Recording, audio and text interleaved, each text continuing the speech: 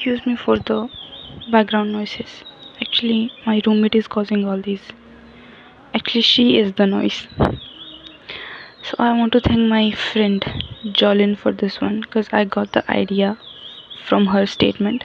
So I have written something और इसका शीर्षक है नीला। बादलों में बादल को ढूंढना मुश्किल हो जाता है। हालांकि बादल बादलों जैसा ही है, पर कुछ बात अलग है उसमें। शायद वैसा ना हो, मेरे देखने में गलती हो गई, ऐसा हो सकता है। बात अगर थोड़ी बहुत की होती तो कुछ अलग बात थी, पर यहाँ भीड़ हज़ारों की है या लाखों की। कैसे ढूंढूं उसे? लूँ मदद किसी की या अकेले जाऊं? उसे ढूंढना सही भी रहेगा, वो भी तो औरों जैसा हो सकता है। मैं क्यों जाऊं? बादल चाहे तो भीड़ से अलग आ सकता है, हाथ बढ़ा के आगे अपनी पहचान बता सकता है। चाहे कर वो तो भीड़ छोड़कर सामने आ सकता है, उस अंधेरे को चीर के। पर वो नहीं आया, तो फिर मैं भी क्यों जाऊं? बादल जो मैंने समझा था मेरा है, वो कभी मेरा था ही नहीं। ऐसा भी तो हो सकता है। अगर वो खुश है उस भीड़ में, तो वो अलग कैसे हुआ?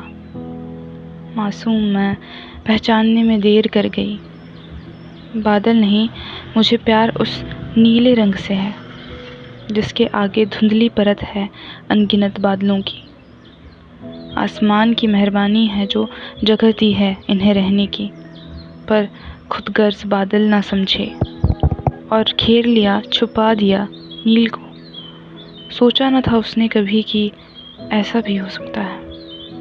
पर देखा एक रोज़ मैंने, पहले एक, फिर दो, धीरे धीरे काले धुंधले बादल गायब हो गए। लगता है आसमान जी समझ गए इरादे इन बादलों के, भूल गए कितना आदर्श रहा वो और निर्दयी हो गया। निकाल दिया उन्हें आंचल से अपने, उड़ने लगे पंछी अब उस नीले रंग में। खिल गई थी धूप अब। मैंने देखा मैं पसंद करती हूँ जिसे, वो कुछ ऐसा ही तो है। And that's it. And I got the idea of this whole writing from the statement of my friend. So I want to thank her. Thank you so much, Jolin. Bye bye.